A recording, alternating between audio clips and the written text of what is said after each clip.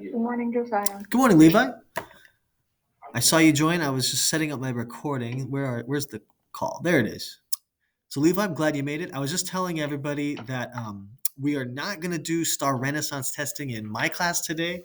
I wanted to selfishly use our time for math class because we're in Unit 9 and we're almost done with it. So, we're going to just keep going in our unit.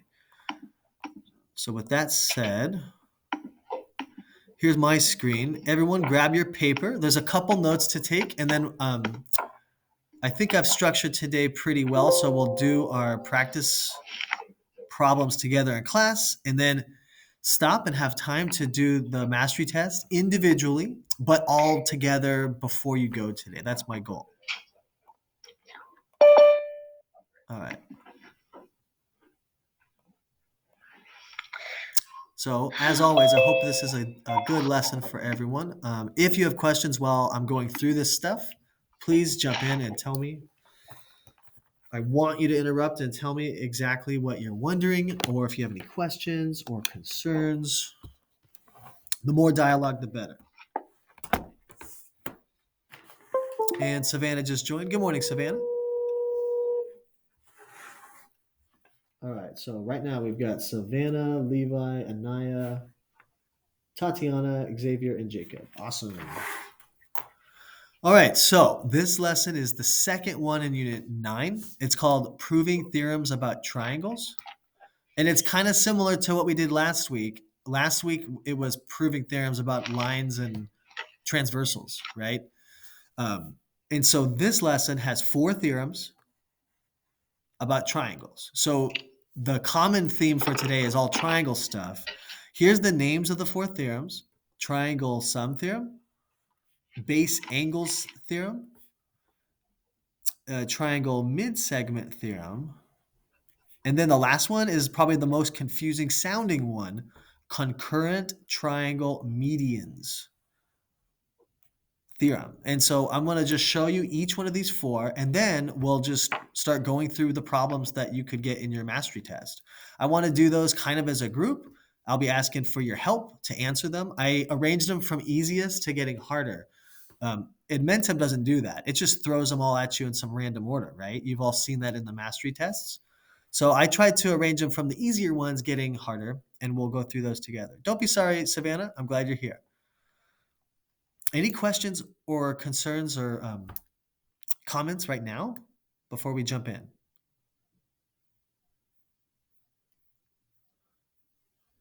No? Okay, let's get started. So the first one is the triangle sum theorem.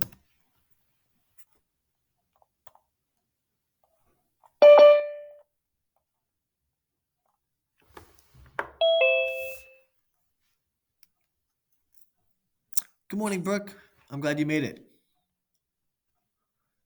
Brooke, just so you know, you haven't really missed much. We're going to do 4 theorems today about triangles, and this is the first one, so you're right in time. So here's our first theorem, triangle sum theorem. This theorem says that the interior angles of all triangles add up to 180.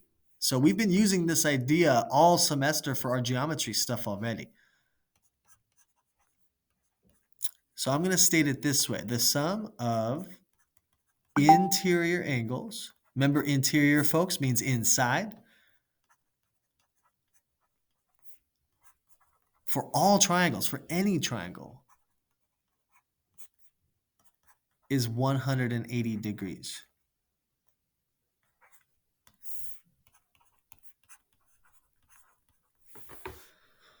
The sum of interior angles. So that means for any triangle you can come up with, every single one, the inside angles, angle 1, angle 2, and angle 3 here, if we add those together, it's always 180 degrees. What I'm writing now is the measure of angle 1 plus the measure of angle 2 plus the measure of angle 3 equals 180, regardless of the shape of the triangle.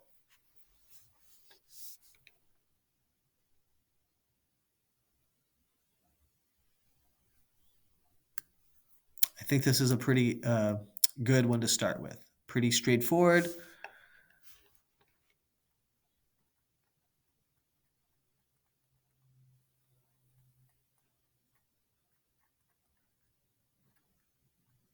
Okay, I'm going to move on to number 2. Here we go. If I'm moving too fast, I need you guys to tell me. It's no problem at all. I'll be happy to go back or slow down or whatever you like. But I'm going to move on to number 2 unless there's any objections.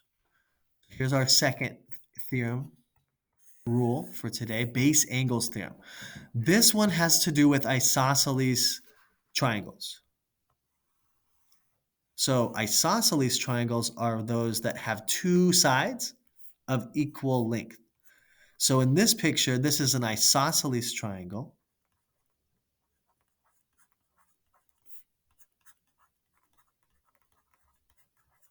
And you know what? I might have misspelled isosceles. So I'm sure some of you are thinking, here's the math teacher who can't spell uh, isosceles.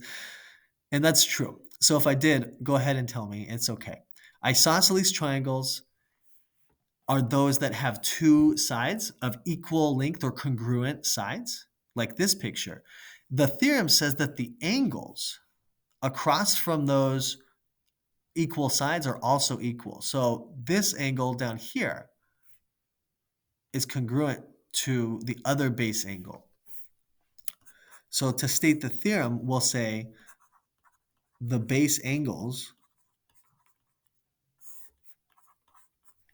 of isosceles triangles are congruent.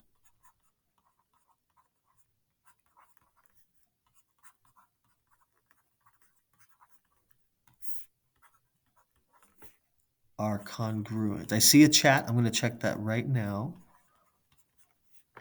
The base angles of isosceles triangles are congruent. So just so we understand, isosceles triangle means we already know the sides match. Not all three sides, just two. So any triangle with two sides of equal length, the angles across from them are congruent to each other. So if we call this base angle angle number 1 and the other one angle number 2, we could say angle 1 congruent to angle 2 if we know that it's an isosceles triangle. Isosceles. Let me write that down. Anaya with the correct spelling. Thank you, miss.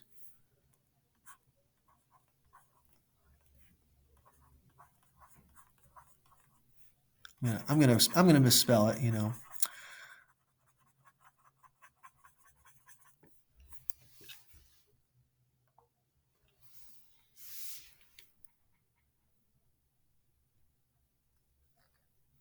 So we'll see problems or questions or proofs that have a triangle in it.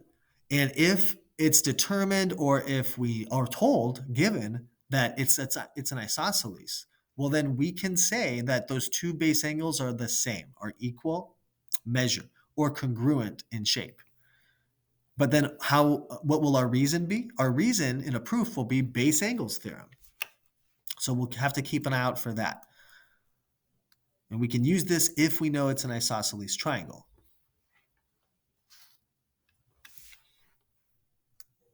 So remember, this isn't for all triangles, it's just for those isosceles triangles. All right, I think I've probably pounded that one into the ground. If there's no questions or comments, let's move on to number 3. Third theorem for today is triangle midsegment theorem. This is a fun one for people like me who enjoy this. Triangle midsegment theorem. So real quick, let's talk about this word midsegment. Midsegment. See how the beginning is mid and then the rest of the word is segment? So you guys know a segment is a line segment like this. It's a line that has two endpoints, so it doesn't go forever. It's cut off at two places. So here's just a picture of a segment. So what does that make a mid-segment for a triangle? So in a triangle,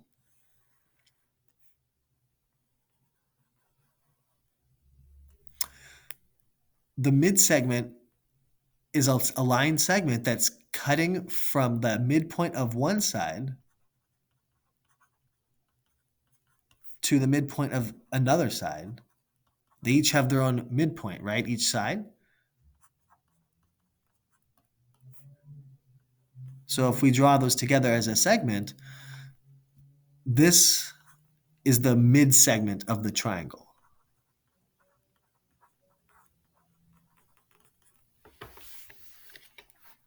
So that's just the definition and a diagram to go with it. So what's the actual theorem? The theorem says that the mid-segment of a triangle is equal to half of its parallel side. So I'm going to label some of these parts of my diagram. Let's call the points that I made for midpoints A and B. Let's call the bottom vertices C and D. So now we can name those segments better. So I'm going to state the theorem again. The theorem says, let's change to purple. So here's the theorem in purple. The mid-segment of a triangle or any triangle is equal to half the length of the parallel side.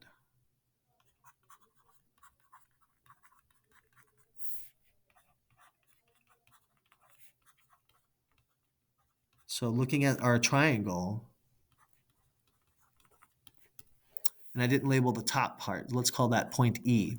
So what do we have here in this diagram? We have triangle CED, and then we've made a mid-segment called AB. Can you see which side of the three sides of the triangle is parallel to our mid-segment, AB? Which one does it look like it's parallel to?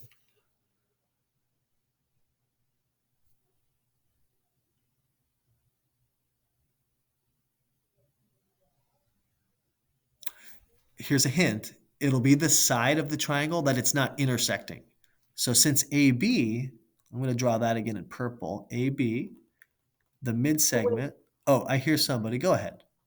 I think it would be CD. Very good, Levi. Yes, exactly. So since CD is the one side, it's not intersecting.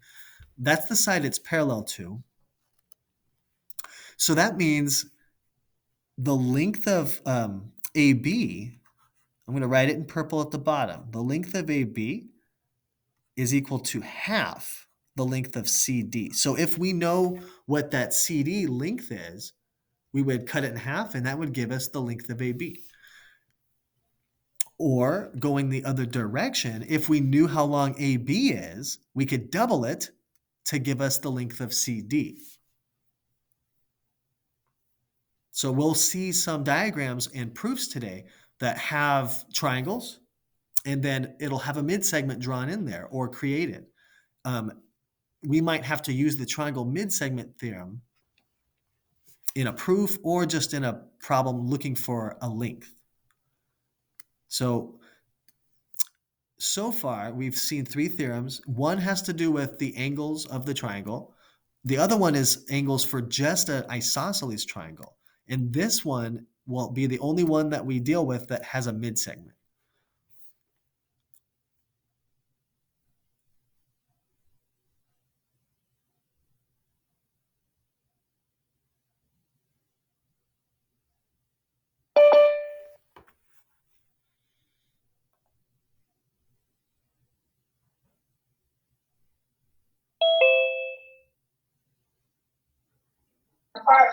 Oh, early is a good car. Hey, Anthony. Good morning. All right, so for our fourth theorem for today, this is our last theorem, and then we'll just start some practice problems from the mastery test. Okay, this one's probably the most complex one, so stay with me, and if you have questions, it's okay to ask. So this one's called the concurrent triangle medians theorem. Okay, let's get some definitions out of the way. Concurrent means in like a non-math sense, in just the general world sense, it means happening at the same time.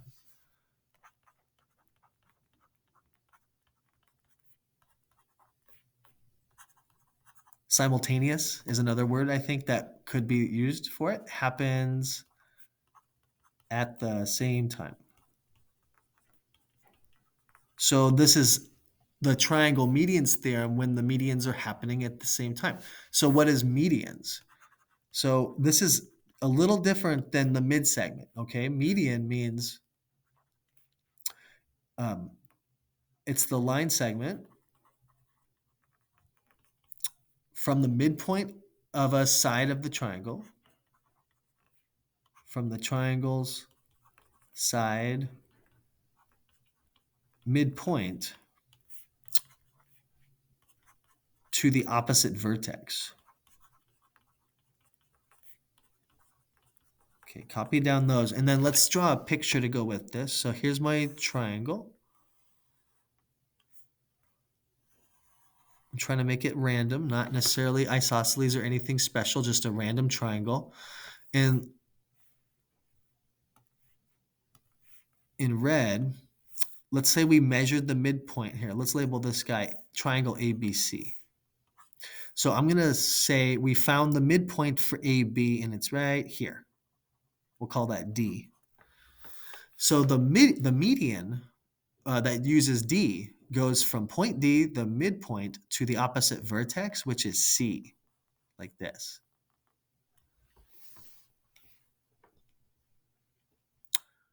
So that's just one median.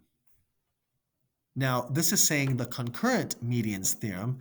So to show concurrent medians, we want to do all three medians at once. So let's say we measured the middle of BC. I'll change it to green. So let's say we measured the middle of BC and it's right here. And I connect that point E, to A, the opposite vertex. And then we did it for our last side as well. So let's change to orange. Hopefully that looks different. We measure the middle of AC and we get right here. We connect it up to its opposite vertex, and that's the third median. Check out the picture. Now, I am just sketching this picture, right? It's not like I really used all the techniques to make a perfect triangle or a perfect median, right? I didn't measure it. But notice how all three of the medians I made are meeting right at that point in the middle. They're all meeting at the same spot. That's the basics of this theorem. The theorem is, I'm going to change to red to write this theorem. All three medians of a triangle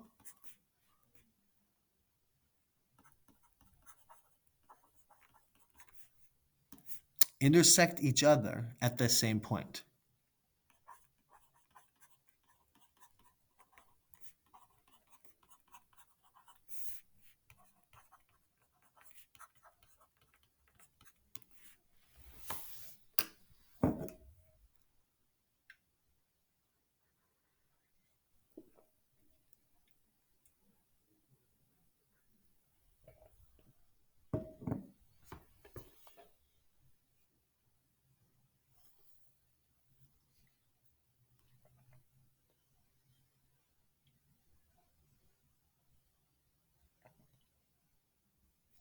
Also, let's just throw this in there too. The point where they're intersecting, I'm going to call that point O. So I'm going to label that in my picture now. Point O, where all three medians are crossing, intersecting. That point of intersection, O, is the same distance to all three vertices. So OA, OB, and OC is all the same measure, like the same length or distance. I'll throw that in as well for extra.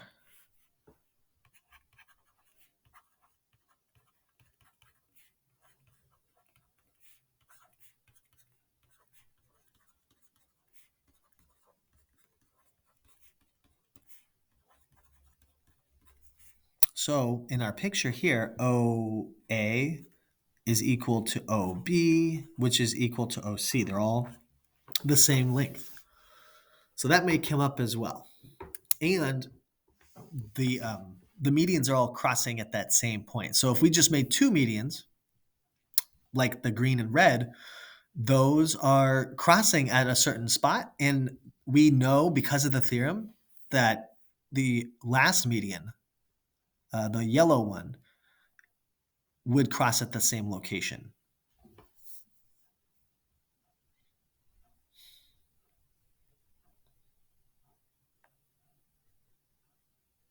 So that's it for the fourth theorem. Before we try any problems, it's 11:24 by my clock, so we got lots of time today still. Would anyone like to talk about any of these theorems, 1, 2, 3, and 4, before we try some problems with them?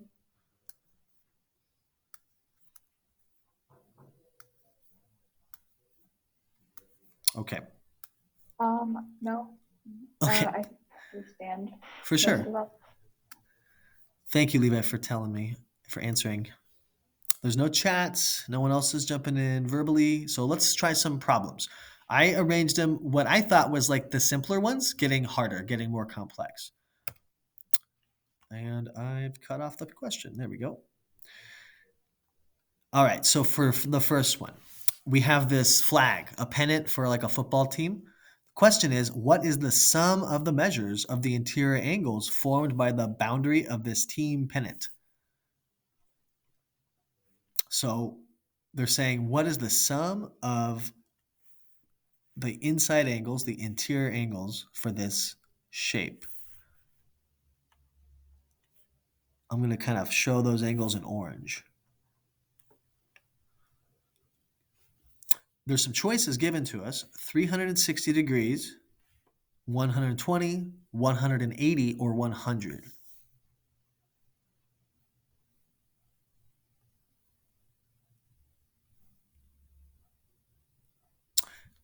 In the chat, can you tell me any thoughts, any ideas, first impressions? Do we have enough information to answer this? And if we do, what do you think that might be? What do you think the answer is?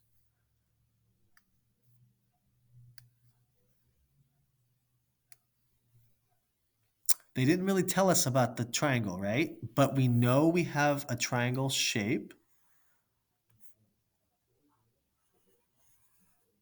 Even though they didn't tell us any links or any angles at all, our first theorem tells us that the sum of all triangles adds up to the same thing every time. The sum of the angles inside. Angle A, angle B, angle C. I see two chats. Good, Anaya. Anaya said it has to do with the first theorem. Very good. And Savannah said, I feel like it's 180. That's a good place to start. For those of you who've been taking notes, please check your first theorem. Here's Savannah's first idea is 180 degrees.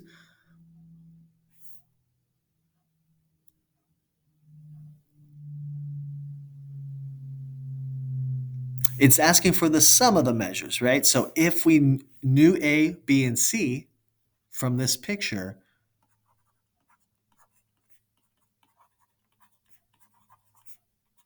and if we added all the measures of those angles up, what would they be equal to?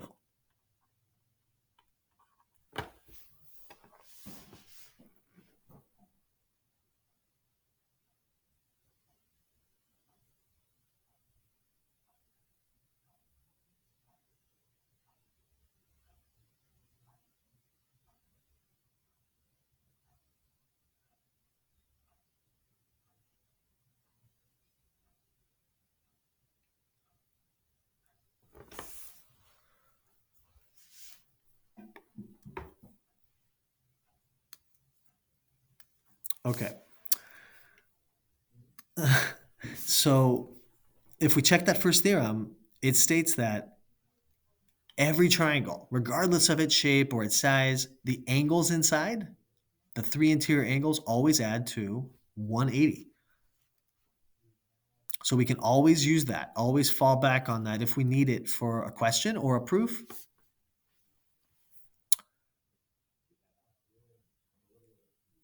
So Anaya and Savannah, thanks for jumping in with your thoughts and your ideas.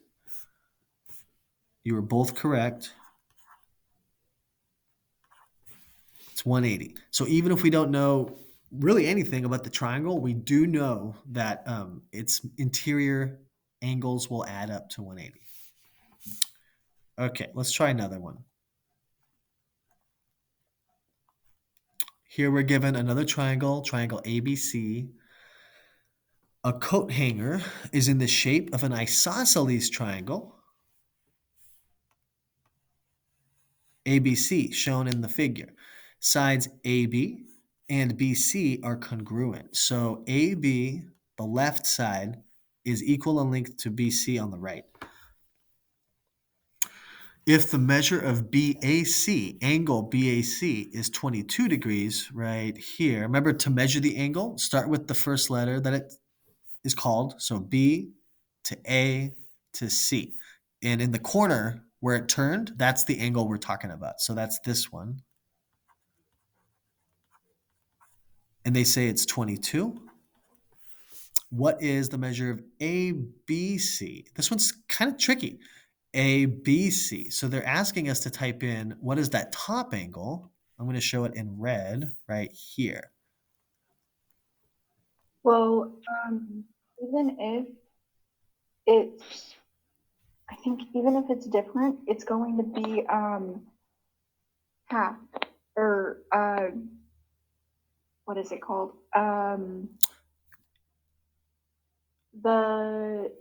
Here, I wrote it down right here. The base angles of the isosceles triangles are congruent. Good. Levi, stay with me. So the base angles are congruent. They told us one of the base angles. The other base angle is the one that's like a match to it across the way, which is this one. So this one's also 22. Now, you might just, if we're not careful, you might type in 22 for our answer, but they're not asking for angle C. They're asking for the top one, angle B. So I think we need to mix together both of our first two theorems to solve this question. So remember, folks, the three angles, I'm going to write this in red at the top. All three angles, angle A plus angle B plus angle C, should add up to 180, right? And we know what two of them are. We know angle BAC, or I'm shortening it to angle A, the bottom left, that's 22 degrees. And now, because of the isosceles triangle theorem, or base angles theorem, we know that angle C, the other base angle, is 22 also. The only one that's left in our equation that we don't know is B, and that's the one they're asking about. In the chat, someone said, Theorem 2, high five, dude. Good job, Anaya.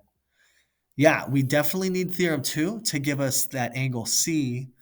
And then I'm kind of mixing it together with Theorem 1 so we can show this equation.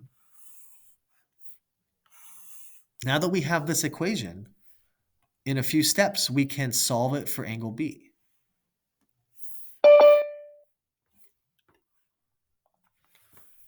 So 22 degrees plus 22, I can combine those together to get 44.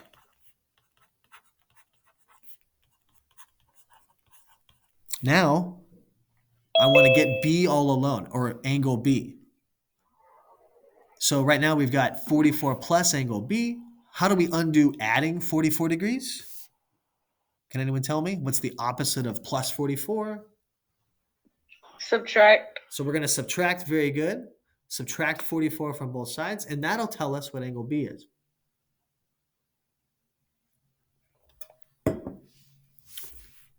Someone did it, I think, in the chat. Woohoo! Savannah's faster than I am. So 44 minus. Angle B has to be 136. Thanks, Savannah. Oh, and it looks like they put a degree symbol there, so I don't need to put an extra one. So be careful when you're doing your test, don't type in an extra one too. Nice job, Levi and Savannah and Anaya. Thank you, all three of you, for your help on that one. All right, let's try the next one. Okay, this is the one with the drop down. So I tried to include that drop-down choice there. In the figure, the slope, oh dear, slope. The slope of mid-segment DE is negative 0.4. The slope of that DE line is negative 0.4. So this doesn't look like it's on a graph, right? But it sounds like they've calculated the slope for that line. It's going down 0.4 over 1, down 0.4 over 1. Then they want us to say, what is the slope of segment AC? AC is the side across from it. Now, the theorems said that they are, the theorem was having to do with the lengths, right, of the segment DE and segment AC. This question isn't asking us about the length, though. It's asking about slope. What else do we know about the mid segment and then the side AC? Do we know anything about them, how they related to each other? The slope of the or what's it called? Mid segment? The part of the mid segment is going to be equal to half of what the original segment is. Levi, thank you so much. It's going to be, The original length. it's going to be, so the lengths of these guys is half. So this DE is half of AC for sure from that theorem. But also, what we have is that they're parallel to each other. So because they're parallel, two lines parallel means they don't cross, right? So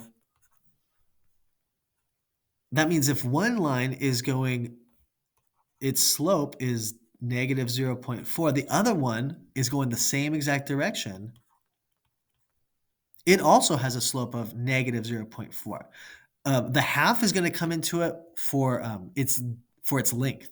So if they wanted to know the length of DE or the length of AC, then it would be half. But the slope actually stays the same. The slope is equal. The slopes for the other sides are going to be way different. Like AB is going up and over. BC almost looks like it's straight down. But because we know that these two segments, DE and then AC, are parallel, we know that the slopes are equal.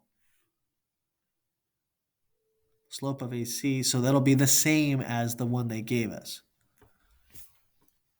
Remember, slope is like the direction, not like its length. I think we will see another question, though, that has to do with the length, where we use the half business.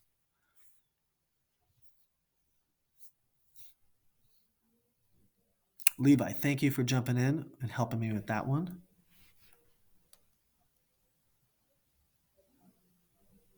Okay, let's look at another one.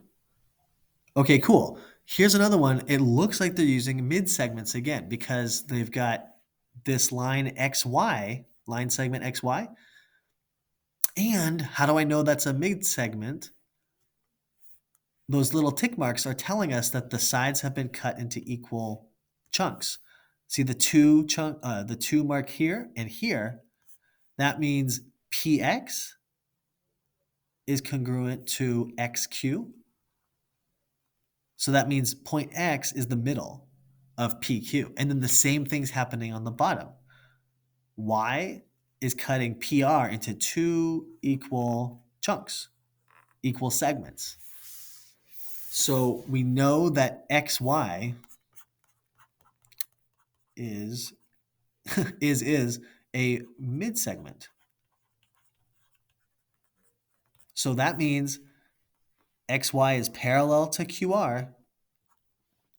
But I don't think we need parallelness this time. I think this time it's what Levi was referring to for the last question. They're telling us QR is 8 units. And because XY is a mid segment, it is going to be half of QR. So the length of mid segment XY is how many units? Pardon me.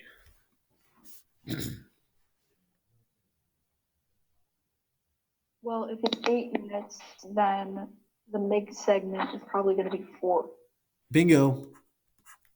Nice job, Levi. And that that theorem is what lets us do that. Very good. Any questions or concerns on this one?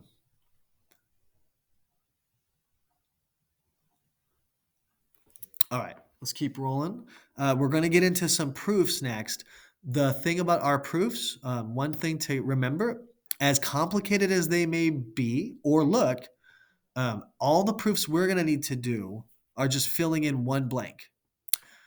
So I did my best to get this all on the screen. So I hope it's viewable, not too small for you. On the top left, we've got given triangle ABC.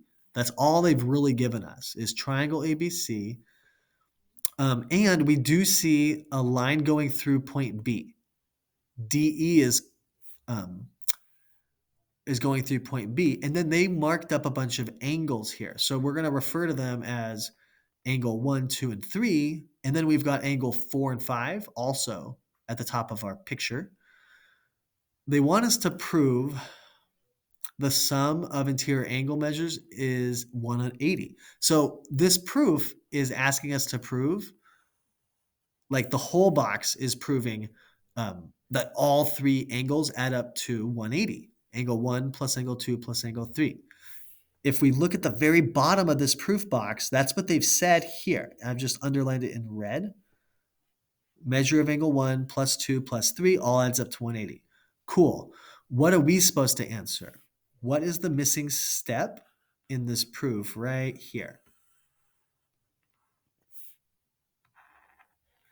So we've done some like this before.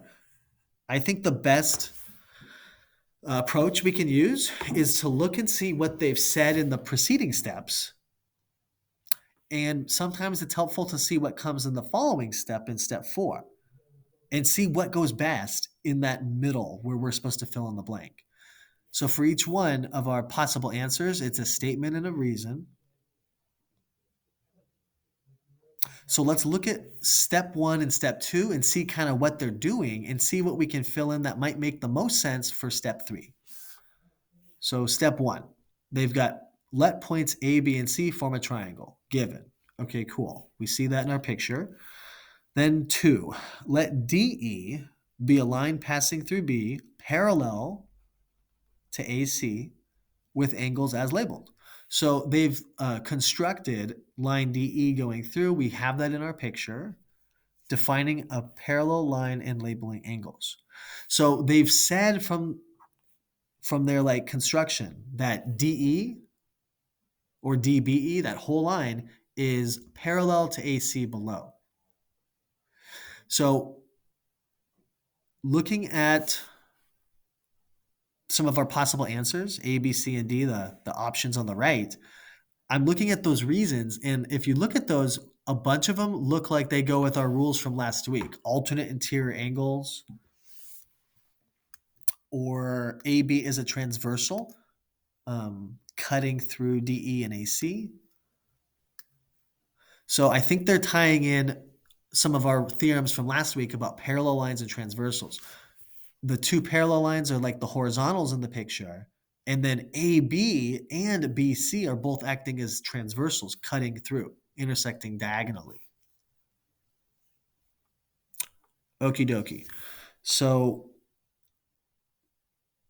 looking at step 4, they're saying, look at step 4 with me. Measure of angle 1 is equal to the measure of 4. And measure of angle 3 is equal to 5. So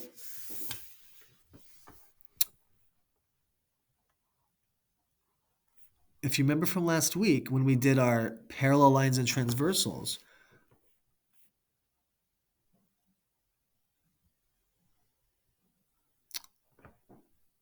angle 1 and angle 4, with AB acting as a transversal. I'm going to highlight AB in purple here.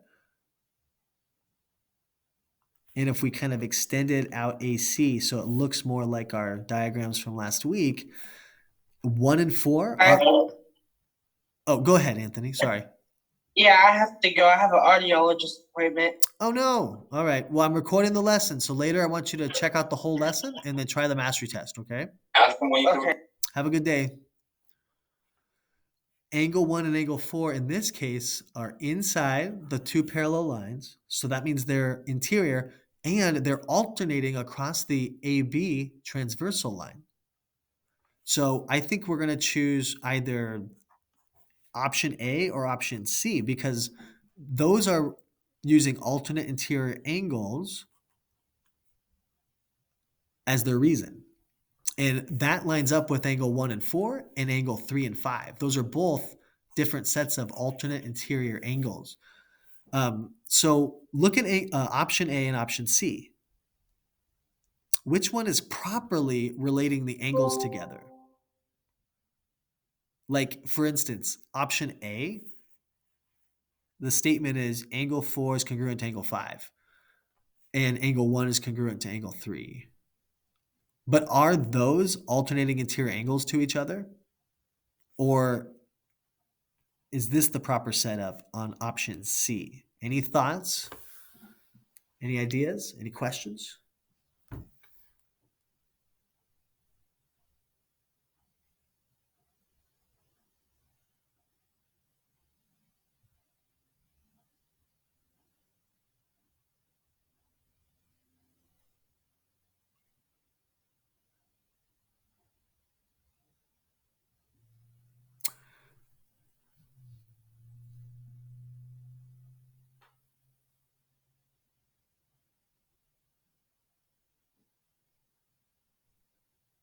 Okay, just so I'm clear, the reason I honed in on A and C is because looking at step 4, I'm trying to like build backwards to see maybe how did they get step 4. They're saying angle 1 and angle 4 are equal, and measure of 3 and measure of 5 are equal. And I'm noticing that those fit into the alternate interior angles rule from last week. But when I look at option A and option C, they've misnamed which angles are actually alternate interior angles in one of them. Let's see. In the chat, someone said 4 and 5 are in the same position. Yeah, Anaya, if that's okay, Anaya, in the chat, she said 4 and 5 are in the same position. 4 and 5 are actually both together at the top of this like diagram. I'm going to redraw just the part with angle 4 right here, and then below it is angle 1 inside the triangle. So because 4 and 5 are like on the same straight line, those don't count. 4 and 5 are not alternate interior angles together. Angle 1 and angle 4, though, are alternate interior angles. They fit that description from what we worked with last week. And then likewise, angle 5 and 3, if we just focus on those on the other end of the picture, those are also alternate interior angles together. So that's our clue that that C is the best option. Because if let's fill that in. I'm going to fill it in on the box so we see it. Angle 1 is congruent to angle 4 and angle 3 is congruent to angle 5. We can say that because they've established we've got parallel lines, and then separately AB and BC are acting like transversals.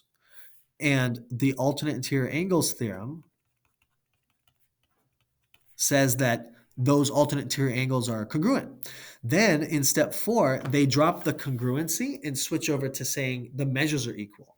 And that's what we see here. So angle 1 congruent to angle 4 turns into measure of angle 1 equals measure of angle 4. And their reason is like congruent angles have equal measures, the definition of congruence, basically.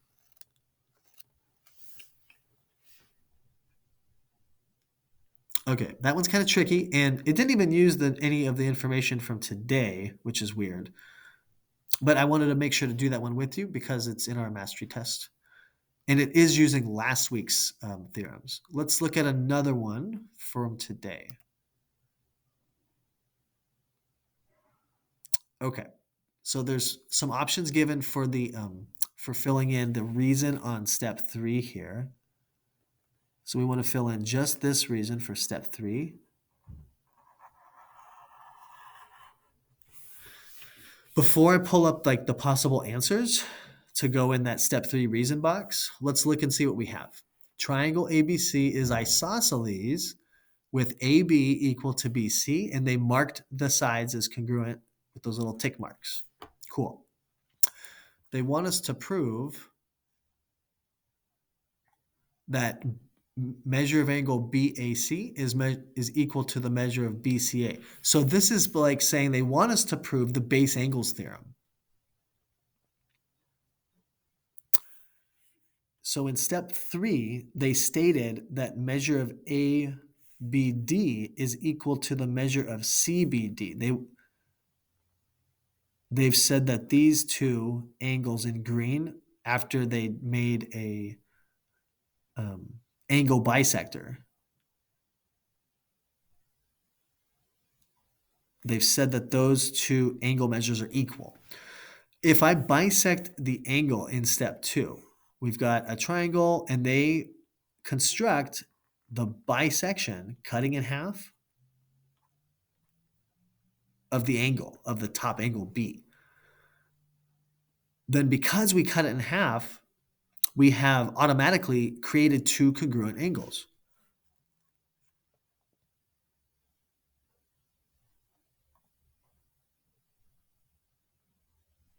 So here's the possible answers for step 3.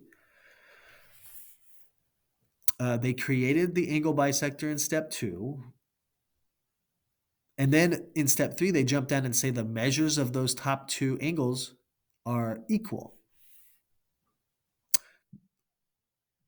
Now this time we're not dealing with parallel lines and transversals. So I think we can eliminate or rule out option B because that goes with parallel lines and transversals.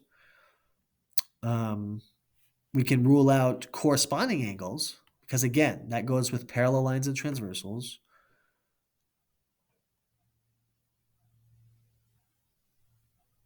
But because we, and then again, corresponding angles of congruent triangles.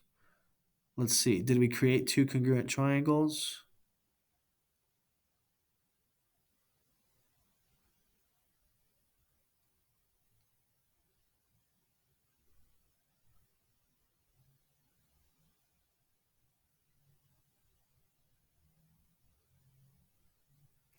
Yeah, I think we can rule out option D as well. Because we don't know that these two triangles, the left and the right, we don't know those are congruent yet. I almost thought we could say they are by side, angle, side. Side, angle, side. But we can't yet because I don't think we can say that the two green angles are equal yet until they state that in step 3. So it's kind of like getting ahead of the game, saying something that we're assuming to be true.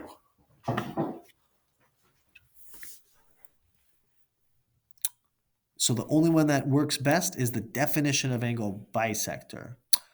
So we did talk about angle bisectors early in the unit 8 when we started geometry. So I should have reviewed that today at the beginning of the lesson. Definition of angle bisectors. When you bisect something, you're cutting it into two equal parts. And that's what they did in step 2. So that means the measures are equal if the two angles are congruent.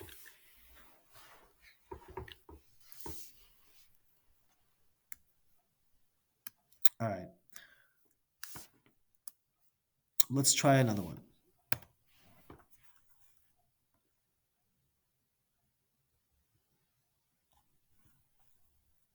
Okay, again, they give us a whole proof, and we're to fill in just one part of it right here where the box is empty.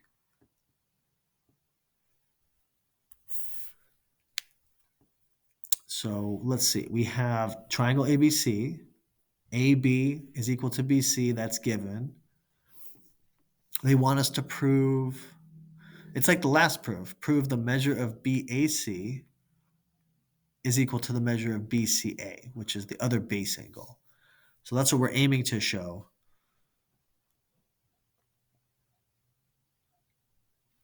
In statement 5, the one we have to have a reason for, they said that triangle ABD is congruent to triangle CBD.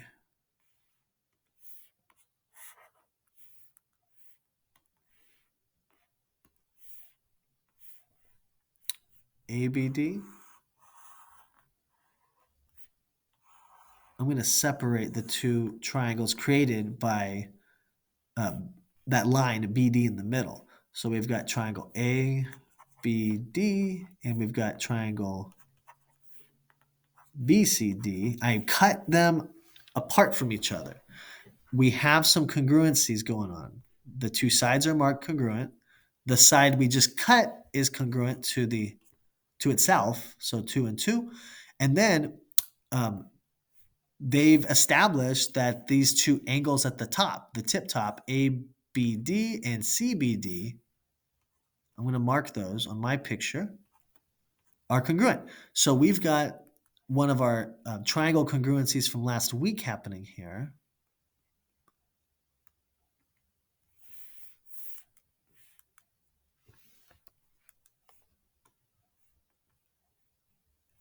We've got side, angle, and side. And on the other triangle, same thing, side, angle, and side.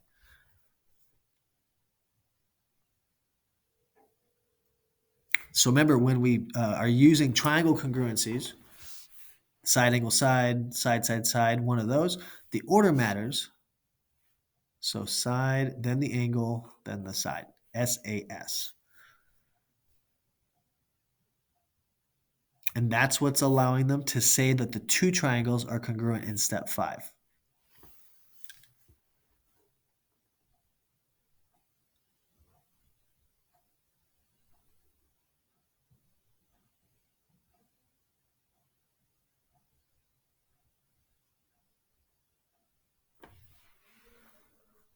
All right, guys.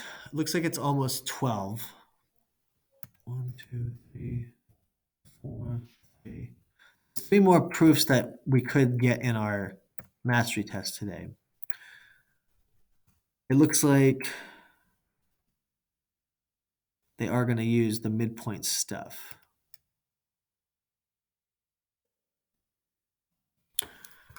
I guess we'll stop there, though.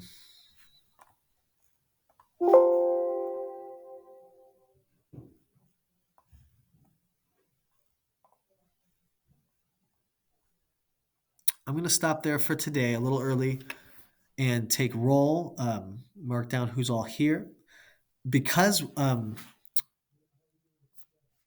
there was just those 4 theorems, and we did a bunch of those problems together, I want everyone to do the mastery test today on your own. Give it a shot. And tomorrow, we're going to move on to the next lesson, the last new stuff for Unit 9.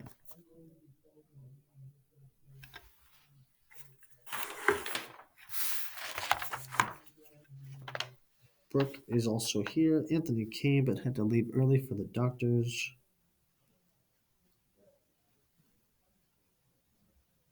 And Victor's here, but he came a little late. Victor, I'm going to be putting the video up this afternoon. I'd like you to watch it and then try doing your mastery test, okay? Okay, thank you, teacher.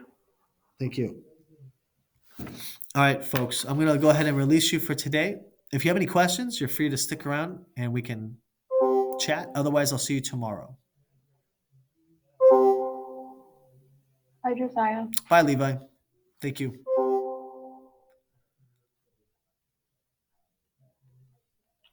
Bye. Bye, Anaya. You take care.